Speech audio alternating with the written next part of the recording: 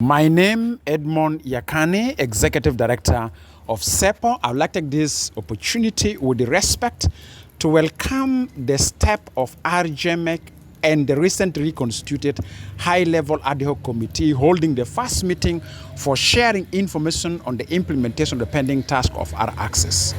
This was overdue action. We are left only technically with 12 months for demonstrating readiness for creation of good enough conditions for the conduct of the election proposed for December 2026. As an executive director of CEPO, I would like to appeal to the leadership and members of the parties that are signatory to R-Access without any renewal of political pledge for genuine and timely implementation of the pending task of the R-Access. Time is left very small for creating conducive environment, good enough conditions for successful transitioning of the country from violence to peace.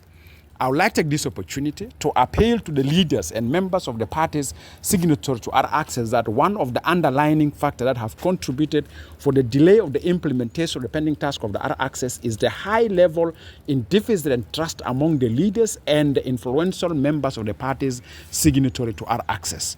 R-Access sounds a very good political framework for transitioning the country from violence to peace, but the political leaders entrusted to implement the R-Access and their members are not ready to work jointly for delivering the task of the R-Access for transitioning the country from violence to peace.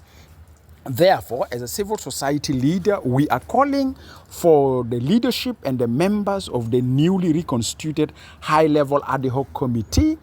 to call for an inclusive dialogue that brings the party signatory to R-Access and the stakeholders to deliberate and come out with a national political consensus that aim at gaining political renewal of pledge for commitment and support for genuine implementation of the pending task of the R-Access, now even not tomorrow.